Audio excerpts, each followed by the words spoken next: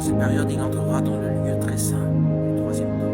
Il commettra ce que les Écritures appellent un sacrilège terrible, profanant la sainteté de Dieu et déclarant qu'à partir de ce moment, il doit être le seul digne d'adoration.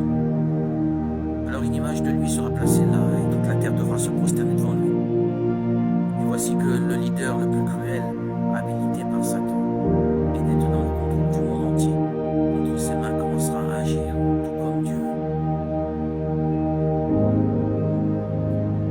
À sa trinité, Satan aura assis la sienne et représentera le Père, l'Antéchrist, sera le Fils et le faux prophète, sera comme le Saint-Esprit, tous unis dans le but de causer le mal au maximum de personnes. Et ce qui concerne le faux prophète, sachez que son rôle dans cette période de grande tribulation sera plus important que vous pourrez imaginer. En plus de persécuter et condamner ceux qui ne se prosterneront pas devant l'Antéchrist, il agira également comme une sorte de premier ministre de ce gouvernement.